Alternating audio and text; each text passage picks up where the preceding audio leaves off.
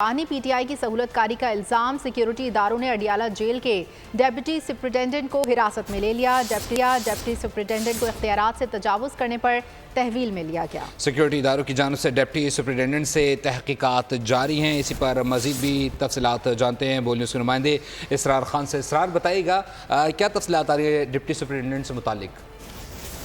जी बिल्कुल, आज ये एक बहुत बड़ी गिरफ्तारी अमल में आई है रावलपिंडी की अडियाला जेल में, और ये गिरफ्तारी हसास इदारों की तरफ से हुई है, जिसमें डिप्टी सुपरिटेंडेंट जो है अडियाला जेल के मोहम्मद अकरम, उनको गिरफ्तार किया गया है।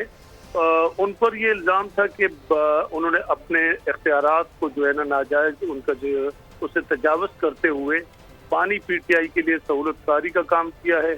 मजीद वो उन पर ये भी इल्ज़ाम है कि उन्होंने जो पानी पीटीआई तक जो खुफिया पैगामात जाते थे वो सारे के सारे जो है ना ये काम सर अंजाम देते थे। ये दो बड़े जो इल्ज़ामात इन पे लगाए गए हैं, और दोनों में यही था कि पानी पीटीआई को जो सहूलत कारी का काम था वो ये डिप्टी सुपरिटेंडेंट अडियाला जेल के हैं मोहम्मद अकरम, इन पर ये इल्ज़ामात लगे हैं। तो इसके बाद इनकी हसास इदारों की तरफ से इनकी गिरफ्तारी हुई है, और गिरफ्तार करने के बाद जो पंजाब के आईजी जेल खानाजात है उनको भी इतला कर दिया गया है इनकी गिरफ्तारी के मुतालिक।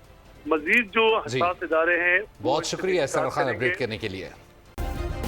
सब्सक्राइब करें और बेल दबाएं ताकि कोई खबर रह न जाए।